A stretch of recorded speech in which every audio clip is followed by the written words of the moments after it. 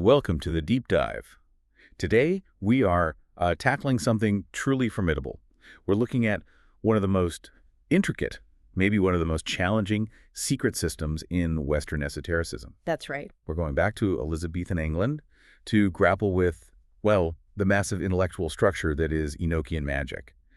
This system was meticulously recorded by Dr. John Dee. Right, the famous mathematician, polymath. Exactly, cartographer, cryptographer. They even called him the Queen's Eyes.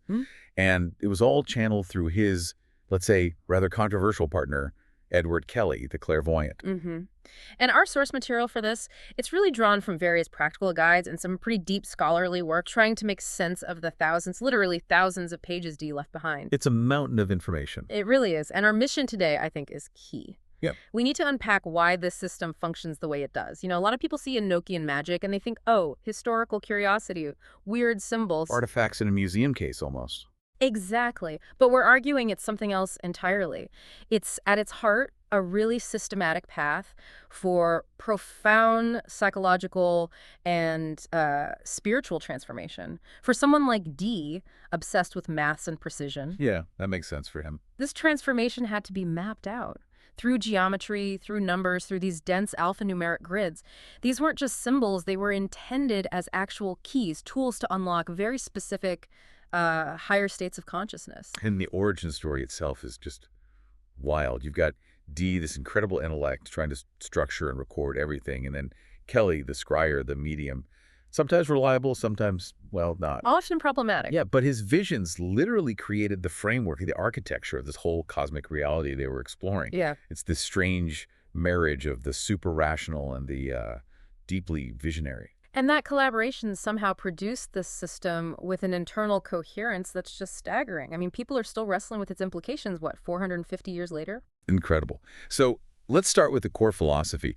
How did they even define magic in this context? Right. So to get what Dee and Kelley were trying to do, we first need to kind of set aside any simple ideas about magic. You know, the famous 20th century definition from Crowley, the science and art of causing change to occur in conformity with will, that broadly fits. Okay.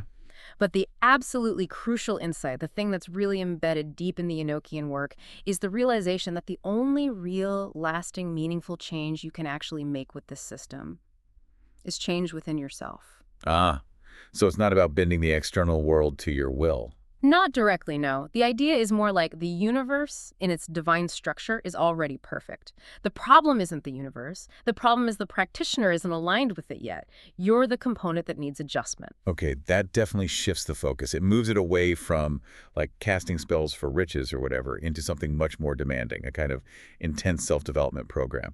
So if the goal is this deep internal realignment, what does the system actually demand from the person, the magician, before they can even think about doing the advanced stuff? It demands, well, pretty much total commitment, rigorous preparation, physical, intellectual, and spiritual. The texts are really clear on this.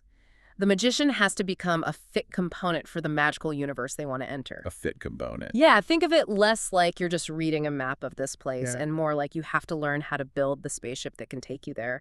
The preparation isn't just hitting the books. It's like the analogy often used is a master ballerina. Okay, how so? Well, you see her on stage, right? Yeah. 90 minutes of seemingly effortless grace and power. But that performance is built on thousands upon thousands of hours of relentless practice. Mastering alignment, building core strength, repeating these incredibly precise movements over and over. Right, the unseen foundation. Exactly. And in Enochian magic, the meticulous, often repetitive, ritualistic preparation, making the tools, performing the initial rites, it serves the same function. It externalizes internal processes.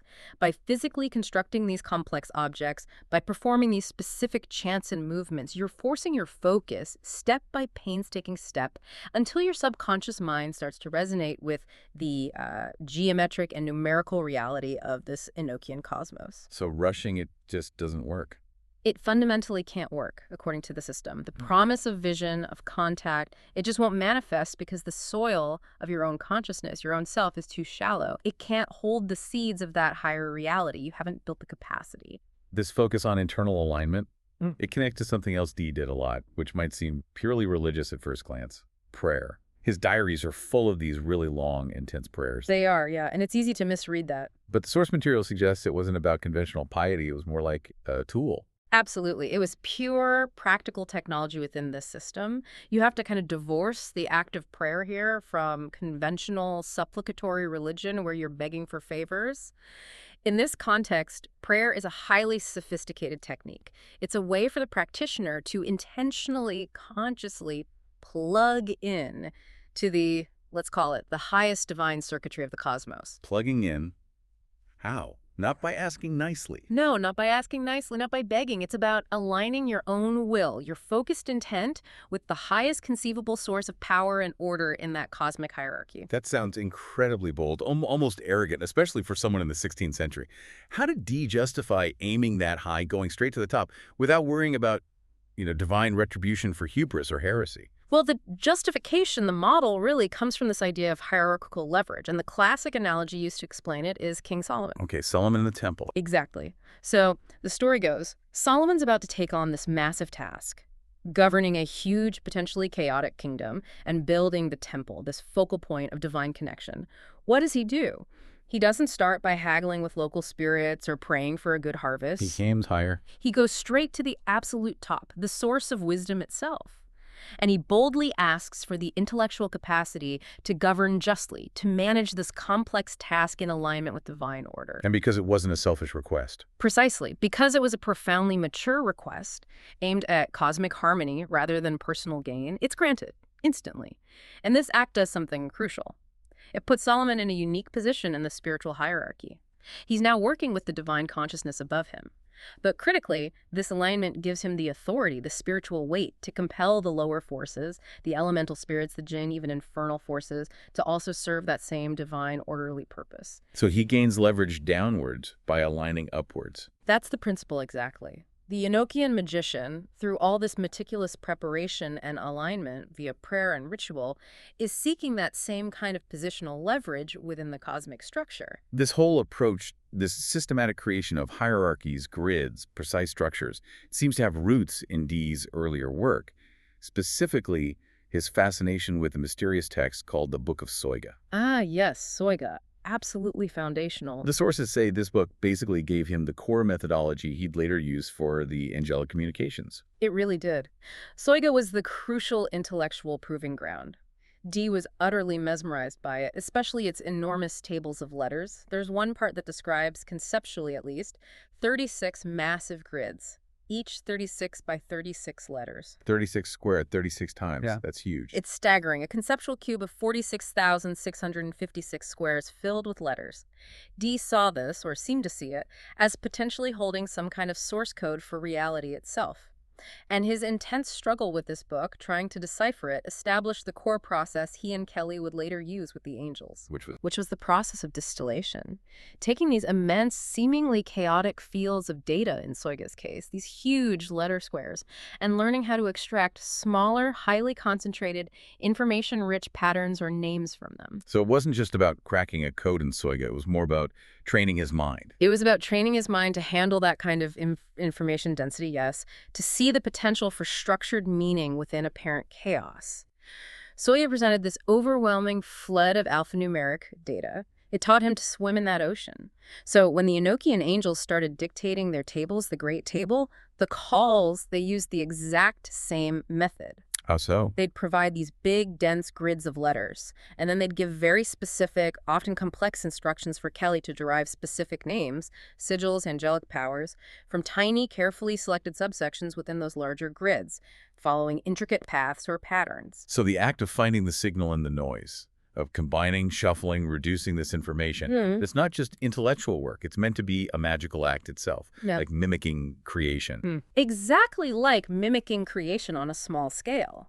You're performing the function of the demiurge, the creator god, shaping order out of the primal chaos. You know that famous Carl Sagan line. If you wish to make an apple pie from scratch.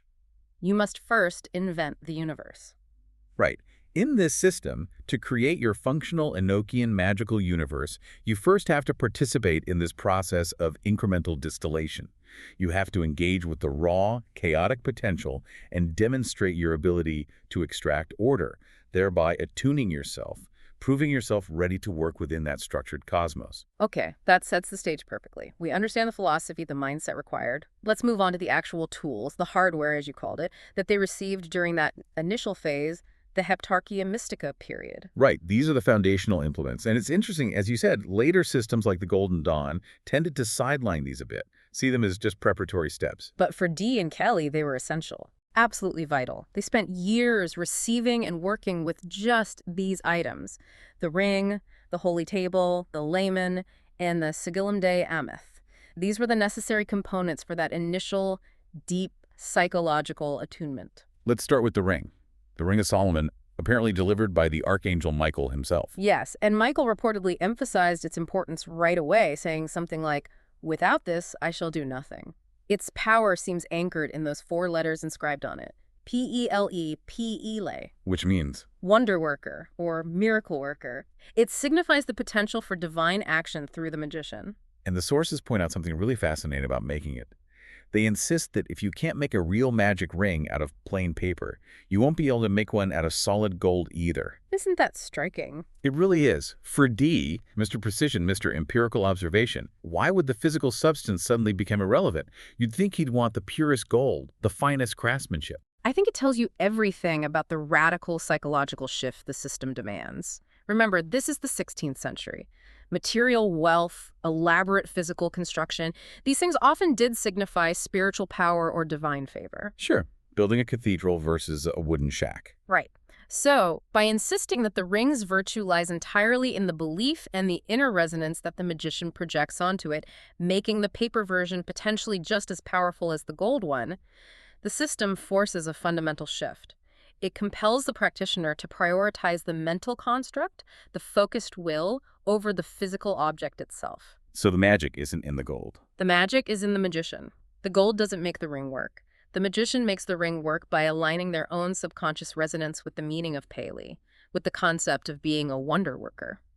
It's lesson 1 in focused visualization and projection. That non-material emphasis seems to carry right over into the next item, the holy table, or the table of practice. The central altar, yes. This is supposed to literally transform the room, the ritual space, into holy ground. It's described as the Holy of Holies where heaven touches earth. That's a powerful claim.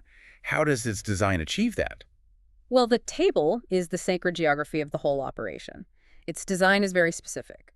Around the perimeter, you have 84 unique angelic letters inscribed, and in the center, there are 12 larger letters forming the core point of contact. 84 plus 12, 96 letters. 96 keys, essentially.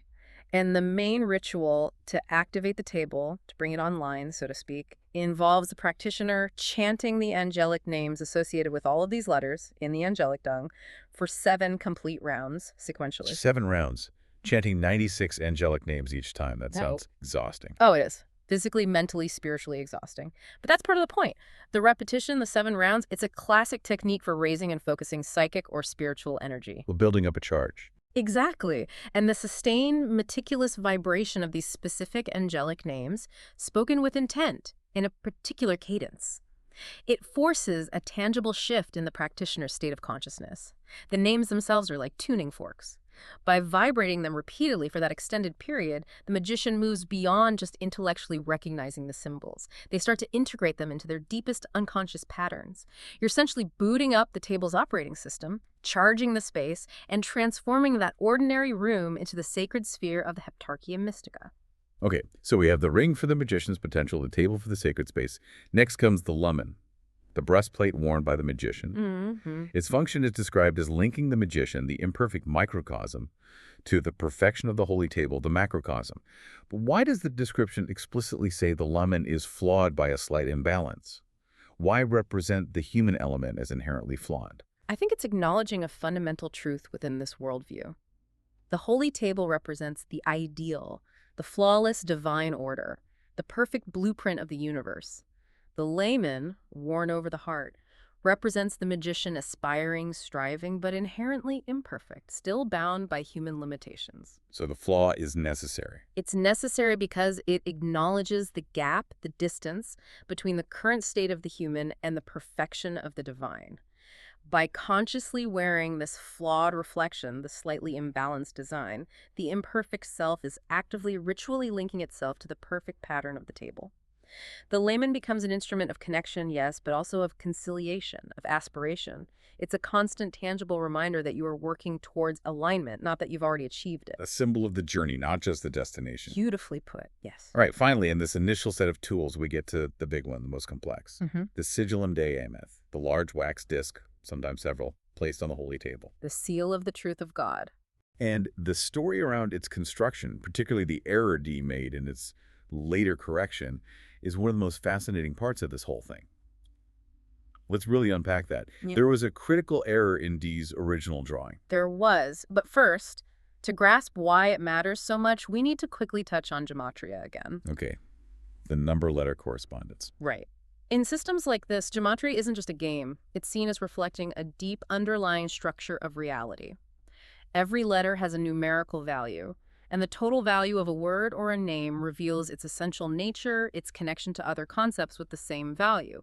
So, changing even one letter or one number associated with it changes the entire spiritual meaning or function. Exactly.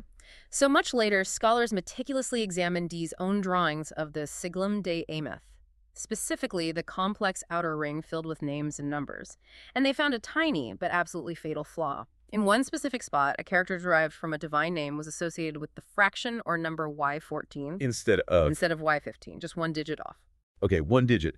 What was the catastrophic consequence of that single error? It changed the total geometric value of that entire outer ring of divine names.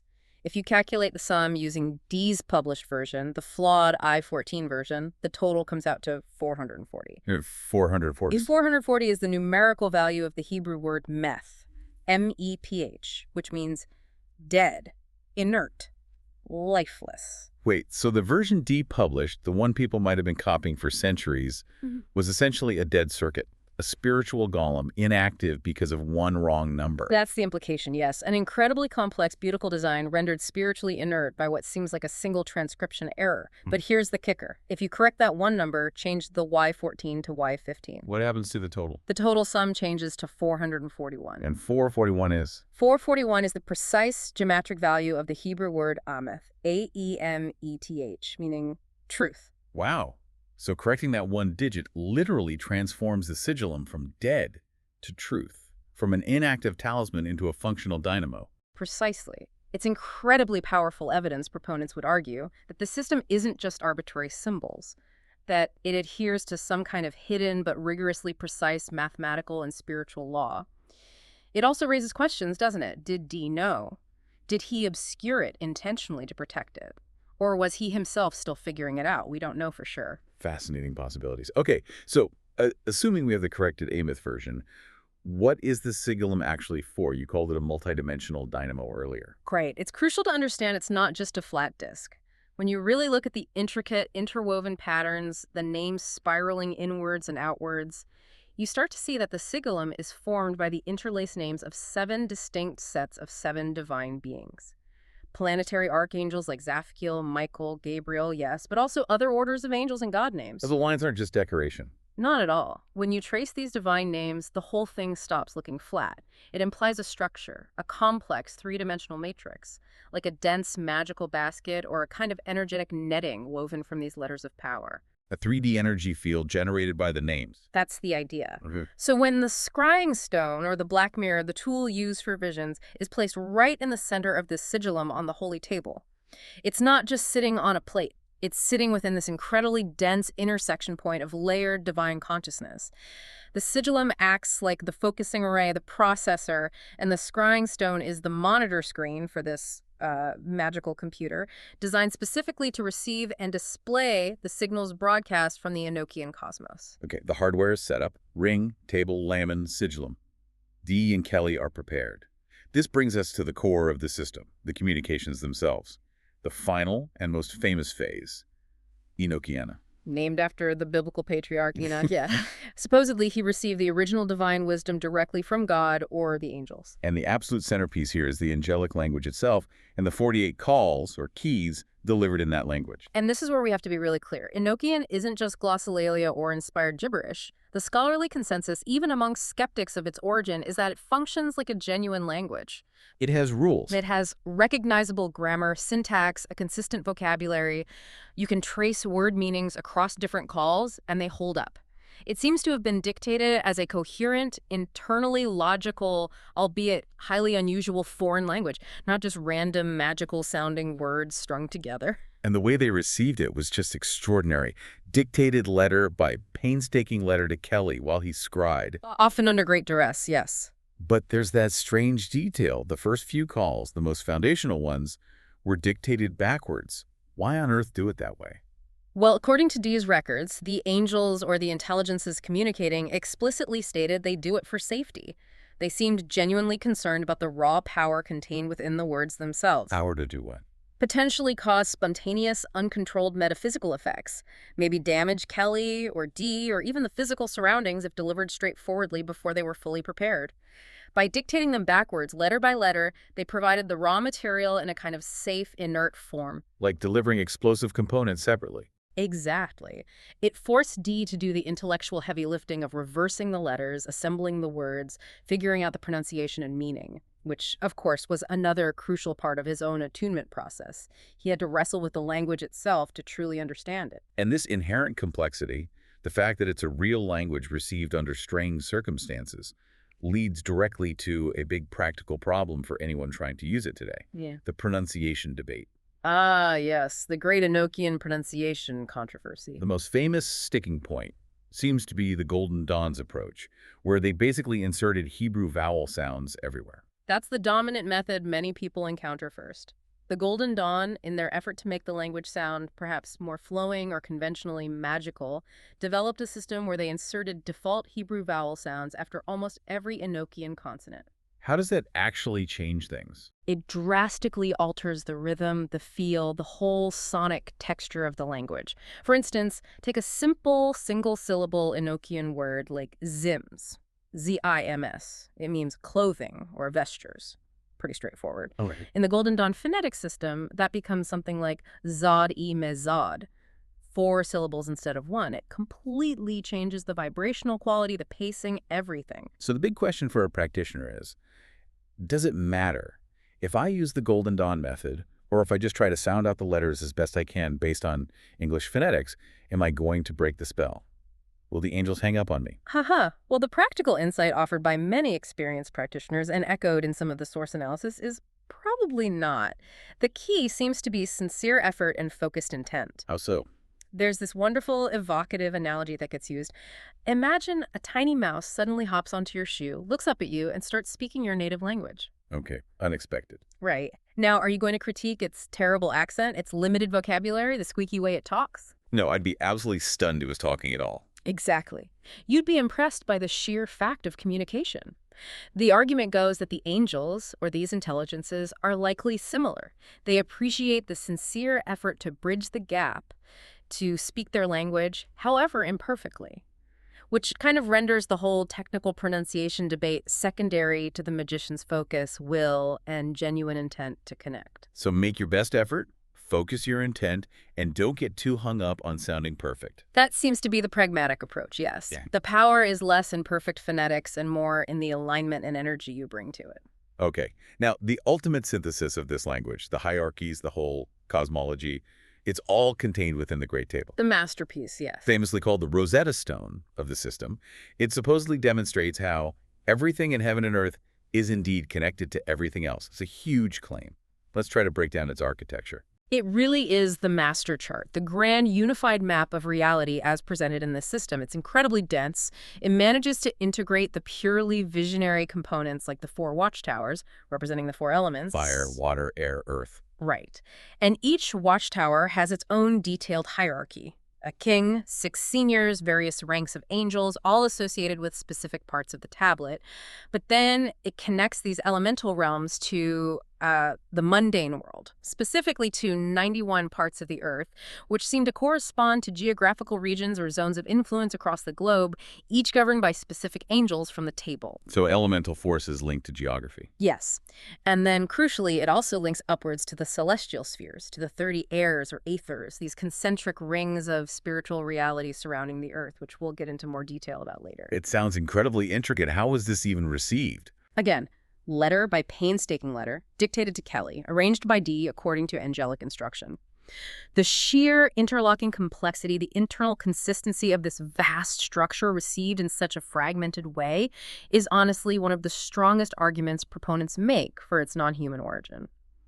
It's hard to see how Dee and Kelley could have just invented something this coherent on the fly. Now, structurally, the Great Table is divided into 4 big quadrants, the 4 elemental watchtowers. And separating them, but also joining them, is this central cross shape, the black cross. This spine of the table, yeah. What's the significance of this central element? It's said to represent spirit, the quintessence. The black cross is the core engine, the central dynamo. It represents spirit, yes, the 5th element that both distinguishes the other 4 elements, keeping fire from collapsing into water, for instance, while simultaneously binding them all together into a coherent whole. It's this dual function, the active force, that both separates and unites the passive elements, that gives the entire system its dynamic stability. Separation and unity. Exactly, but there's more.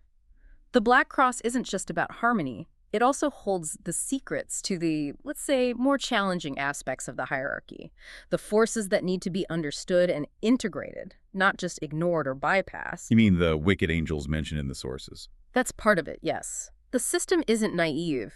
It recognizes that the forces of spirit and the elements themselves have a dual nature. There's a creative, organizing aspect, and there's potentially a chaotic, destructive, or obstructive aspect. The wicked angels seem to represent the qliphothic or shadow side of the angelic hierarchy forces of opposition, blockage, imbalance. Forces that, if not properly understood and mastered through the hierarchy, can cause serious problems for the practitioner. And the Black Cross is their source. It's where their governing names are derived, yes. And intriguingly, the letters within the Black Cross also yielded 3 specific names that were apparently missing from the otherwise perfectly symmetrical patterns of the main elemental tablets: Lexarf, Comanon, and Tabatum. Why were those 3 missing initially, and what do they represent? They seem to be key governors, particularly related to the 10th air or aether, a challenging transitional zone.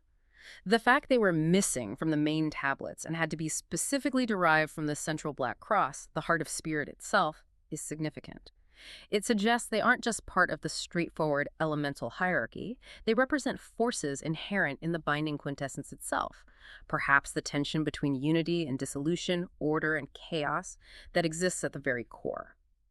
Dee, having to extract these names from the center, reinforces the idea that true mastery requires grappling not just with the elements, but with the binding and potentially unbinding force of spirit itself. It's just layer upon layer of interconnected meaning. The sheer scale of this great table, this world machine, it must be almost impossible for a working magician to hold all that in their head at once during a ritual. It's incredibly overwhelming, yes, which is why the system, thankfully, provides a distillation, a way to compress the essence. A portable version. Exactly. They distilled the entire dynamic structure, the core relationships of the Great Table, into a much smaller, manageable grid, a 4x5 rectangle called the Tablet of Union. This is like the master key fob you can, as they say, put in your pocket. A 4x5 grid.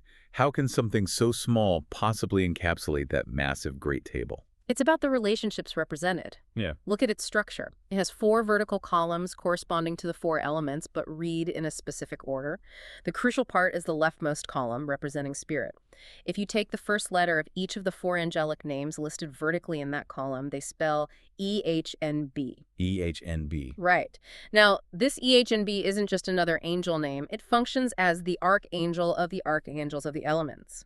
E represents the totality of the elemental tablet of air from the Great Table. H represents the entirety of water. N is earth, and B is fire. Ah, so that one column encapsulates the essence of all 4 watchtowers. Precisely. EH and B is the distilled dynamic essence of the entire Great Table. The complete cosmic interplay of elements bound by spirit reduced to a form you can focus on instantly. It allows the magician to bring the entire weight and authority of the Great Table to bear in a single moment of ritual focus, using this compact tablet of union as the interface. Incredible condensation. Okay, so we have the philosophy, the tools, the complex architecture. Now, how does someone actually use this system today? What's the practical application for transformation? Right. Application. Having built the machine, how do you run it? For the contemporary learner, the work typically proceeds along two main avenues, reflecting the microcosm-macrocosm idea. You have elemental workings, dealing with the forces within, and aetheric workings, dealing with the broader cosmic consciousness. Let's start microcosmically. Elemental workings. Calling upon the spirits of the elements, salamanders for fire, undines for water, sylphs for air, gnomes for earth, and so on. But you said earlier the goal isn't command like some sorcerer ordering spirits around. It's more about self-knowledge, self-diagnosis. Exactly. The primary purpose within this framework is to activate, readjust, and rebalance the magician's own internal elemental makeup. We all have these forces within us, according to this view. Maybe you find you consistently lack motivation or passion, a deficiency in inner fire. Or perhaps you're emotionally unstable and imbalanced in water. Or maybe you feel stuck, unable to manifest things, weak earth. So you'd work with the corresponding elemental angels. Yes. The system provides a precise ritual framework to engage with those specific elemental forces, not to command them externally, but to invoke their qualities within yourself to address that imbalance. But, and this is crucial, this invocation is incredibly demanding. It requires the magician to demonstrate absolute meticulous mastery over the entire hierarchy connected to that element. This is where the real work of attunement happens. Right, this sounds like that hierarchical leverage idea again. You mentioned earlier, to call even a low-level servient angel of, say, Earth, you have to formally address the entire chain of command above it first. That's correct. Not a casual request. Walk us through that. What does that invocation process actually involve? And why is reciting this whole long list necessary just for, essentially, internal self-help? Okay, so let's say you want to work with a specific servient angel residing in a particular small square or subangle of the Earth tablet, maybe to help with grounding or stability. To make that contact properly, you must formally invoke, in perfect order, something like this. First, you invoke the appropriate name derived from the spirit column of the Tablet of Union, the N part of EHNB, or its specific subangel. Okay, step one. Second, you invoke the three secret holy names of God that rule over the entire Earth quadrant of the Great Table. Third, you invoke the name of the specific king who rules the Earth tablet. Fourth, you invoke the names of the 6 seniors, powerful angelic beings who administer that tablet under the king. That's already a lot. We're not done. Fifth, depending on the specific angle, you might need to invoke the relevant names derived from the Black Cross governors, like Lexoth, Common, Tabatum, if they pertain to the broader region or air. And finally, sixth, you invoke the specific angelic names governing the particular subangle where your target servient angel resides. Only then do you address the servient angel itself. Wow. That is a staggering amount of hierarchical detail just to work on your own grounding issues. Yeah. What's the psychological function of forcing someone through that incredibly complex recitation every time? It's all about forcing internal calibration. See, the real power isn't necessarily in the servient angel you're calling. The transformative power comes from the internal resonance, the alignment that is generated within you by successfully navigating and invoking that entire chain of command. If you fumble the names, if your mind wanders during that long recitation, if your focus isn't absolutely sharp, the connection is weak. The channel isn't clear. The desired internal shift won't happen effectively. That meticulous, step-by-step hierarchical recognition ensures that your entire being, your conscious mind, your subconscious, your spiritual focus, becomes aligned with all those nested levels of cosmic reality that stand between the highest divine source and the specific elemental quality you're trying to adjust within yourself. It proves you're a worthy, attuned component, capable of safely handling that elemental energy without being overwhelmed or imbalanced by it. It forces you to become the fit component we talked about earlier through the act of invocation itself. Precisely. The process is the transformation, in many ways. Okay, that covers the elemental workings, the microcosm. Yeah. Now let's look outwards to the macrocosm, the etheric workings. You mentioned the 30 airs or ethers. Yes, the 30 concentric heavens or zones of consciousness. Visualizes surrounding the central watchtowers like layers of a glass onion was the phrase used, each representing a higher or more refined level of consciousness. That's a good way to picture it. The idea is that the practitioner, using primarily the 19th call or key, sometimes called the master call of the ethers, attempts to systematically travel outwards or maybe inwards, depending on your model, through these 30 zones, starting typically from the outermost, the 30th ether, called ZT, and working their way progressively towards the innermost, the first ether, LIL. And this journey through the ethers, it's not just sightseeing, it's an initiatory path. Absolutely. It's considered the core initiatory journey within the Enochian system proper. Each ether corresponds to a particular level or state of consciousness, a specific grade on the path of spiritual development. The visions and experiences encountered change drastically as you move through them. How do they change? Well, the reports suggest that the visions in the lower ethers, closer to Earth, higher numbers like 30, 29, 28, are often highly symbolic, dramatic, populated by powerful elemental forces, geographical landscapes, maybe encounters with angelic or sometimes challenging entities related to that specific zone. More tangible, maybe. More tangible, more allegorical, perhaps. But as the scryer successfully ascends or penetrates deeper towards the higher ethers, closer to the divine source, lower numbers like 3, 2, 1, the visions tend to become less symbolic and more direct, more abstract, dealing with pure geometry, patterns of light, direct transmission of knowledge, experiences of unity, and ultimately encounter with the unadulterated essence of the divine itself. Now, the source material highlights something really practical here, especially for someone learning this. It says the system itself acts as incredibly direct, almost brutally honest feedback on your own progress. Yes, this is one of its most powerful and sometimes humbling aspects. Yeah. It removes pretty much all ambiguity about where you actually stand on your personal path of development. How does it do that? Let's say you prepare meticulously. You perform the ritual. You vibrate the 19th call, intending to scry into the 15th aether, Odo.